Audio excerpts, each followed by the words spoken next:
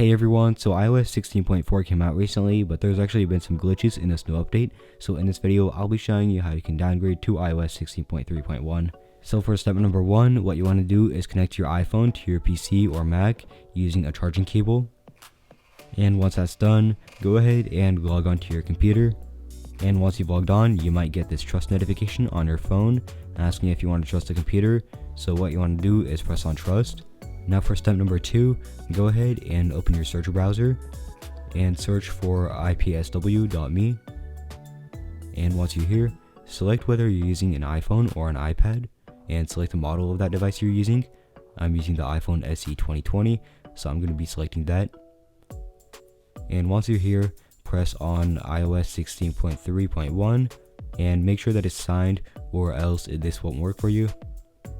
And once you've done that, go down to where it says download and press on that, and then it should show up down here, but if it doesn't, then just press on save, and then you'll see that it'll start downloading at the top right corner. Now while we're waiting for that to download, we're going to go onto our phone, and next you need to open settings and press on your profile at the top, then press on the Find My button and tap on Find My iPhone and disable that. And you'll see that you have to type in your iCloud passcode, and once you've done that, you'll see that Find My iPhone will be disabled. So now for the next step, this will actually be different depending on if you have a Mac or a Windows PC. If you have Windows, what you gotta do is open iTunes and press on the iPhone logo at the top left corner. And now you'll just need to hold down on the shift key while pressing on restore iPhone. And for the Mac, the directions will be different.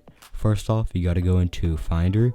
Next, press on your device at the left side of the window, and what you got to do now is just hold down on the option key while pressing on restore iPhone. And now everything else I show you in the video will be the exact same for both Mac and Windows users. So what you want to do next is press on the file that you just downloaded and press on open, then press on restore, and now you just need to wait for your iPhone to finish restoring. So now that your iPhone has been restored, all you got to do is set it up. And once you've done that, you'll see that it'll be running iOS 16.3. Now that is it for this tutorial. If you found it helpful, be sure to like, subscribe, and I'll see you in the next video.